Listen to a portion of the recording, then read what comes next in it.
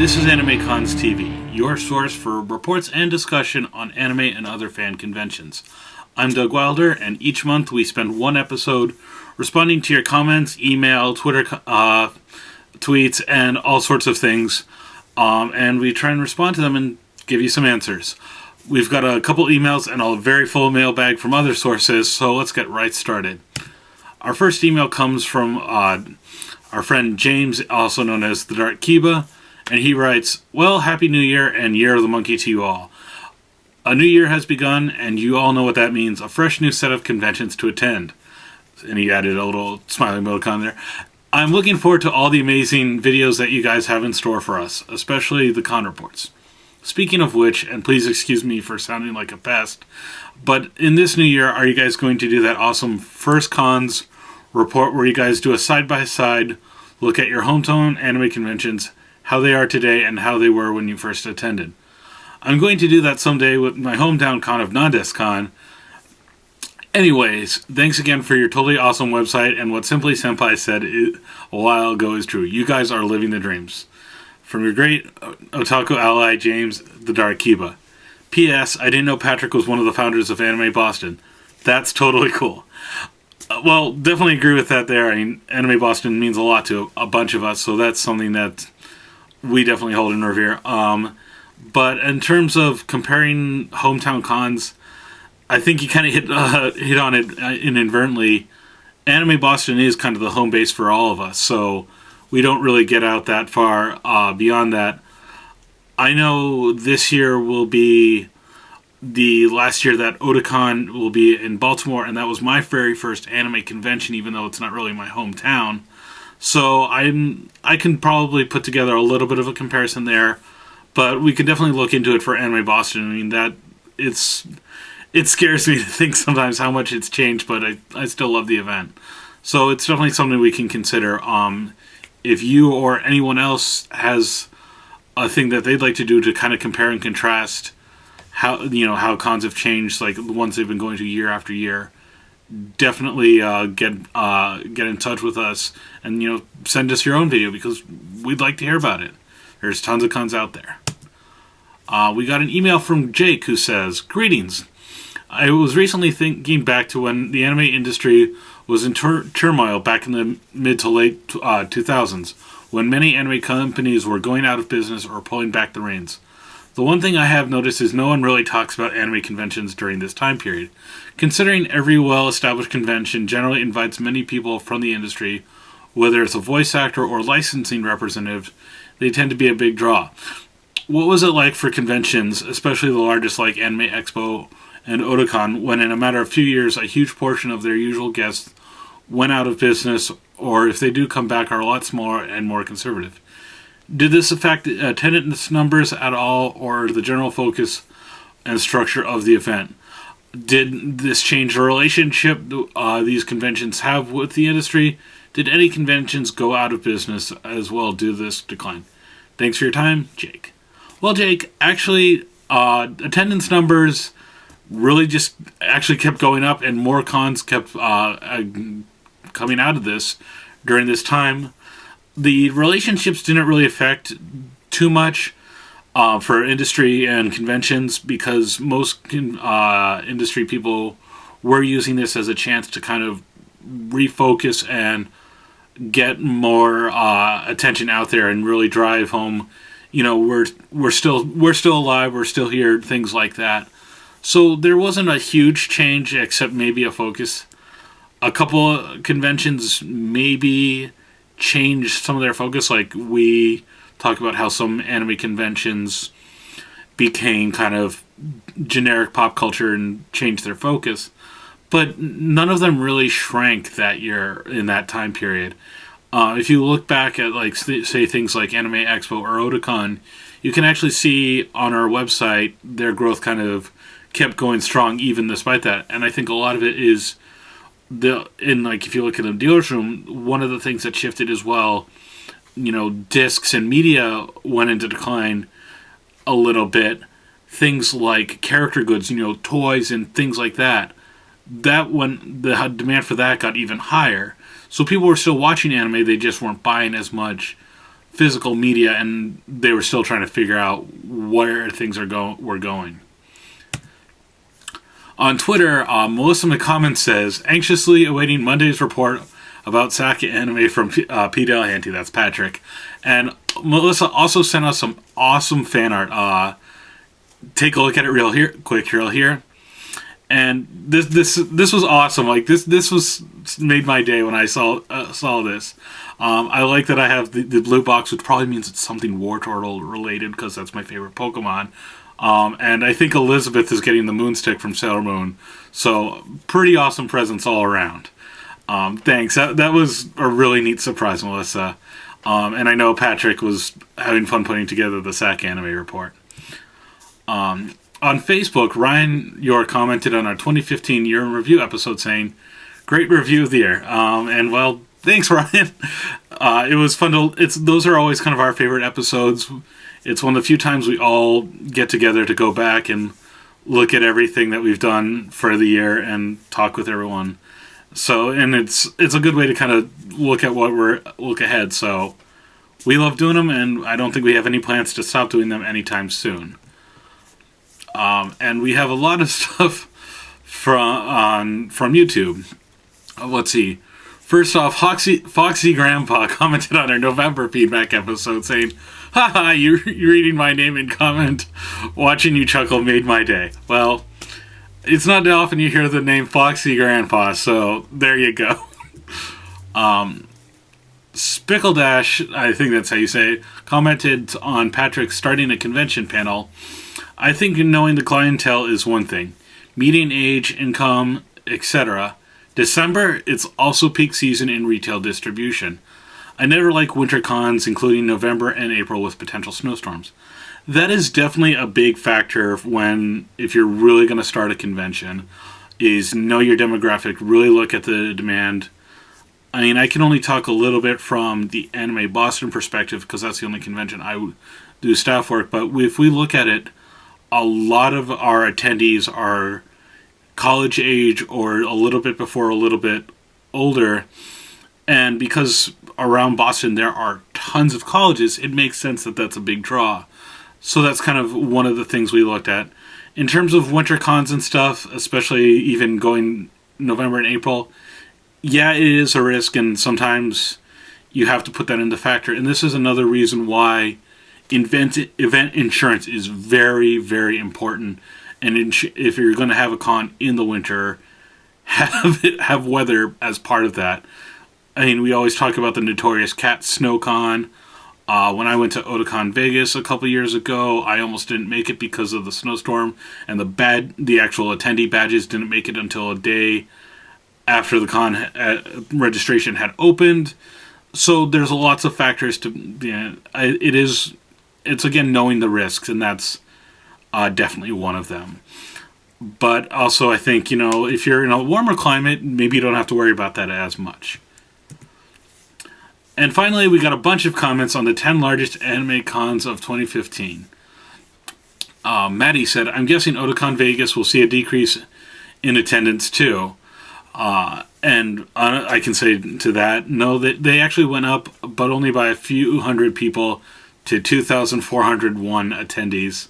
So not very much growth at all. I personally am a little surprised that Otakon Vegas keeps plugging away, but hey, I think everyone wants to get a trip to Vegas at least once.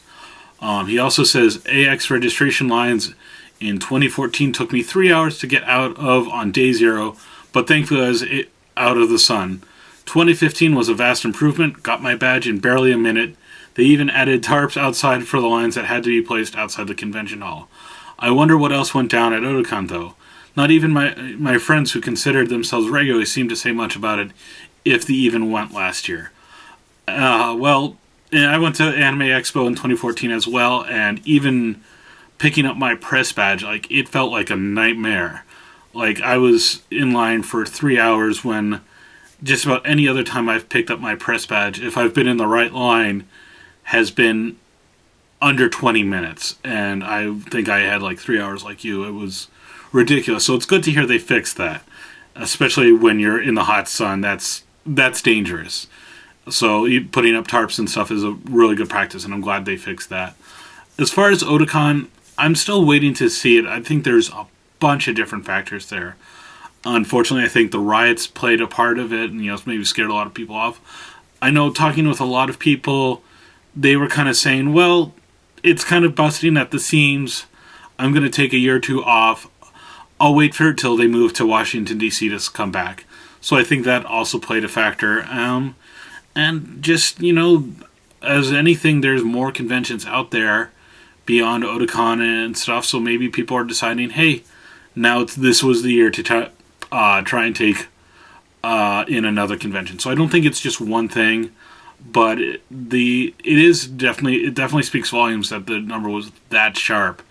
And again, as if you're planning a convention, you have to take that into consideration when you don't want to budget too much, and you got to watch your pre-registration numbers as they come in to make sure things are moving along steadily, because that can be a big thing, and it may mean that this coming year we'll see a bit of a scale back because they don't have as much income from the previous year.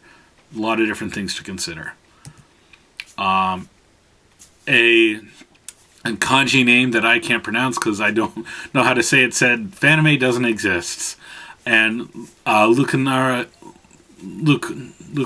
Craft says, always happy to see this list and video. I get why you disqualify certain conventions from the list, even though they may be bigger than ones on the list. AnimeCon was on the list for a long time until Clockwork Alchemy also got added to the AnimeCon slate. Though, as a AnimeCon attendee for over 15 years, I do think it should be its own separate event from AnimeCon, but I digress. Thanks for all the work you put into this. As we explained last year, AnimeCon wasn't listed because they shared mission with Clockwork Alchemy. Under the rules that we used for making the list, it had to be disqualified for the same reason things like New York Anime Fest was disqualified when it shared admission with New York Comic Con. There's unfortunately no way to tell how many people were at AnimeCon just for Clockwork Alchemy. Granted, it's likely a small number, but there's no way to know where the line is drawn. So we had to draw the line at sharing attendance of any size with a non-anime convention. And we get what you're saying, but unfortunately we just don't have a way to properly track the numbers, and that's why we took it out. It's nothing against the quality of the event, just how we compare the attendance numbers. As we've said time and again, size does not necessarily mean quality for a convention. Nadine Oliver said, there's a lot of drama surrounding Anime Matsuri, Lolita event, guest treatment, volunteer treatment, and legality. I foresee it dropping in attendance this year. I think their growth will slow, although I see a lot of people on Twitter talking about going, so who knows? Caitlin Alexis said, I stayed away from AX because of the 9-hour registration line wait. I stopped going to Otakon because it is hands down the worst con experience. Their lines are atrocious. You do not feel welcome by the city of Baltimore, nor by the convention center. The flow of traffic through the con is so poorly handled. Anime Boston, on the other hand, is the best con I regularly attend. Everyone is super friendly, super helpful, never any lines, just the best. I also look forward to Anime Next's move to Atlantic City. I'm sorry to hear that you had a bad experience at AX and Otakon. I don't know what else to tell you except make sure your feedback's known. Definitely politely tell your feedback to the convention. That's how they get better. I do think that Otakon is... I love Otakon personally, but it is definitely starting to burst at the seams at the convention center there. I really hope that the move to Washington, D.C. is going to help the conventions kind of learn how to fix stuff and reassess stuff, because it'll be a new space, so they'll have fresh perspective for looking at things like where to put lines and things like that. But in terms of the city, there's not a whole lot you can do. I've had a lot of good experiences. There's been a couple bars I've gone with friends that have been pretty good. But I also miss seeing things like the taco place that used to be literally across the street from the convention center. People always felt like super inviting there.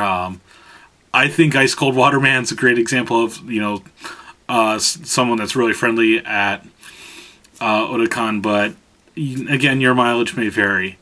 And as an Anime Boston staffer, I'm glad to hear you had a good time. I think there are still lines there, but we do try our best. And again, I'm just one staffer. Take my opinion with a grain of salt. And finally, for Anime Next moving to Atlantic City, I'll be very curious to see how that goes.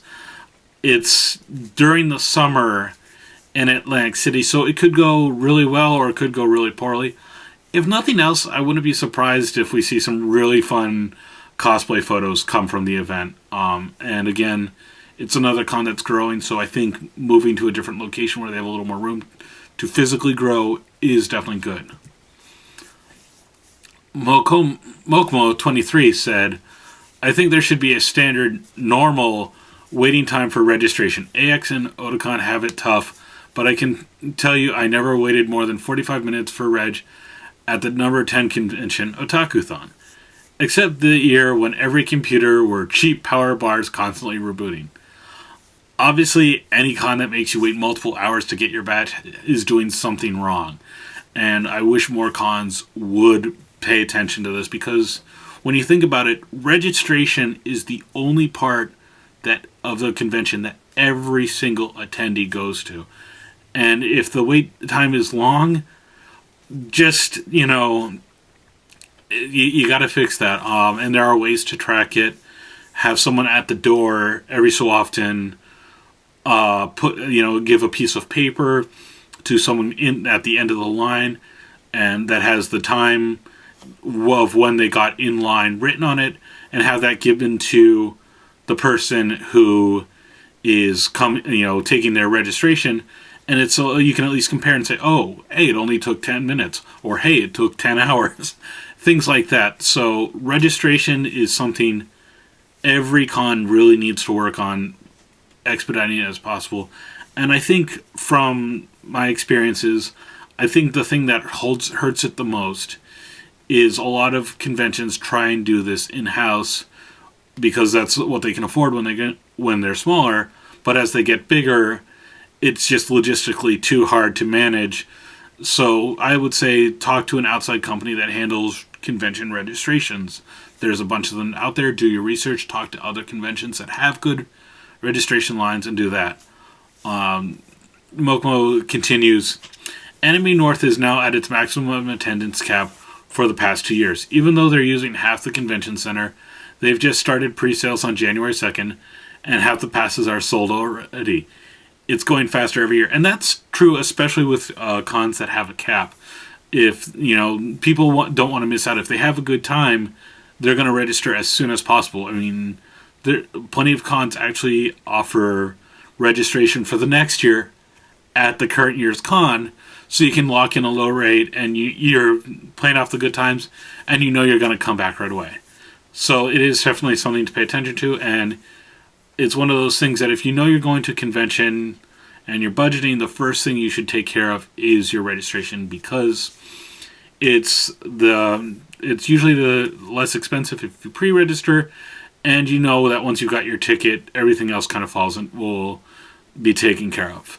Finally, on Facebook, we got a message from Ruben who says, thanks for the information on how to be a better staffer. I'm making all my staff review the video, which that means a lot. We've actually just are going to be looking into more staff topics for just tips and pointers for either people that have been doing staff for a long time, or maybe if you're just starting to out as a convention staffer.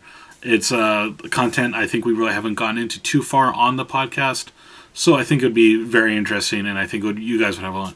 I could be wrong, but definitely let us know what you guys think. And now let's take a look at the anime conventions that are coming up through March 2016, as found on AnimeCons.com.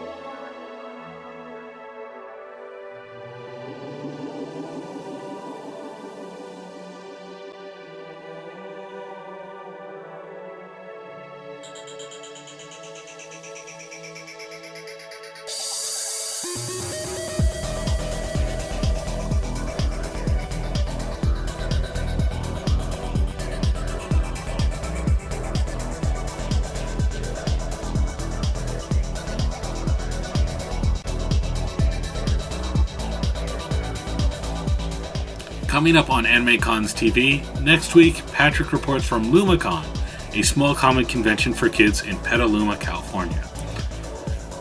And don't forget to get in touch with us. As you can see, everyone's been leaving us comments and stuff. You can leave us a voicemail at 762-ADEQUATE. That's 762-233-7828. It's the middle of winter and you're probably making plans for 2016. What are you looking forward to? What cons are you planning to attend this year? Call us and let us know. We want to hear from you.